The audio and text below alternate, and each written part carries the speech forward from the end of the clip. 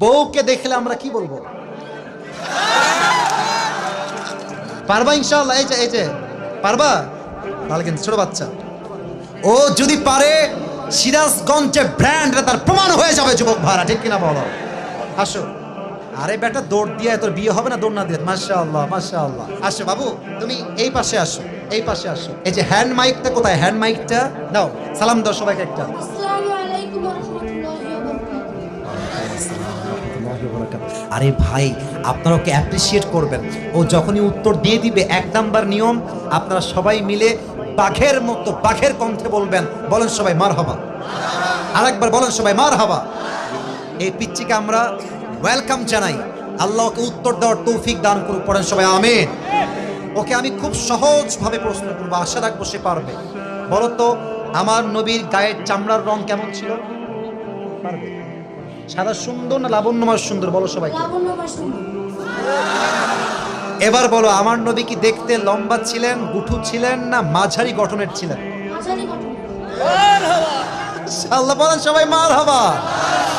এবার বলো, আমার নবীর চেহারায় দাড়ি কি ছোট ছিল না চাপ দাড়ি ছিল? চাঁদদারি। আপনারা বলেন ও পারবে। ওর গায়ের শক্তি বলছে সিরাজগঞ্জের যুবকরা, বাচ্চারা একটা বাঘের বাচ্চা এরা। এবার তুমি একটু বুঝে শুনে উত্তর দাও। নবীর চুলের যে কাটিংটা ছিল, কাটিং এর নাম কি ছিল? আরে বলেন সবাই মারহাবা। এবার বলো তো, নবীর হাতের তালু কেমন ছিল? নবীর হাতের তালুটা এটা কি শক্ত ছিল না মুলায়ম ছিল? মুলায়ম ছিল। ওকে অপশন দিলে যে রাইট অপশন সেটাই সে চুজ করছে। বলেন সবাই মারহাবা। 1 নাম্বার সে পাস, 1 নাম্বার সাবজেক্ট শেষ।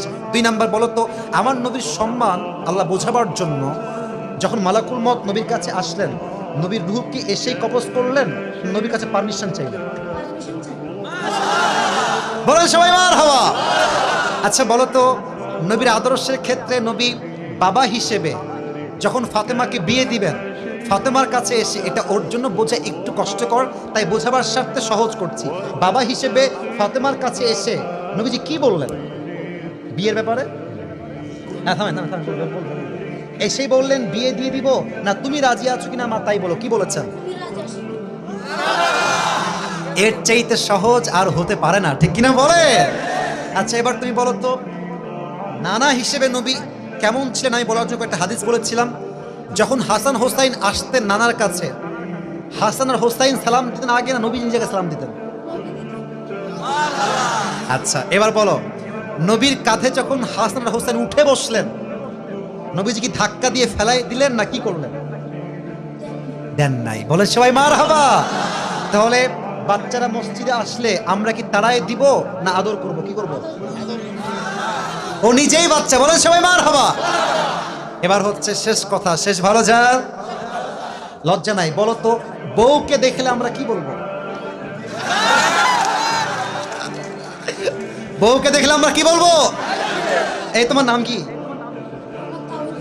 তাওহীদ ইসলাম। ইসলামের একত্ববাদ যে প্রমাণ করে, সে প্রমাণ করেছে আগামীতে ইসলামের জন্য এই কাজ করবে, ঠিক কিনা বলে? তোমার বাড়ি কি এখানে?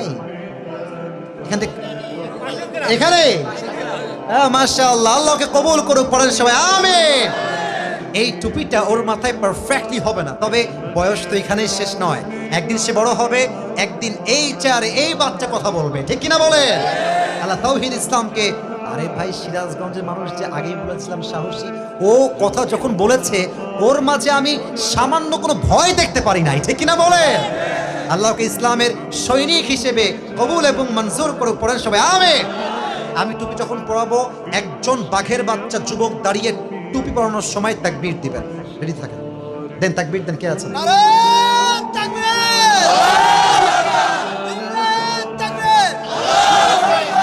ওকে সুন্দর লাগছে না মাশাআল্লাহ দেখতে? আল্লাহ তাওহীদকে কবুল করুক। পড়েন সবাই আমিন। আল্লাহর মাকে, বাবাকে, পুরো পরিবারকে ইসলামের জন্য কবুল এবং মঞ্জুর করুক। পড়েন সবাই আমিন। তাওহীদ, তুমি ওখানেই বসে পড়ো, স্যারের পাশেই বসে পড়ো। মাশাআল্লাহ।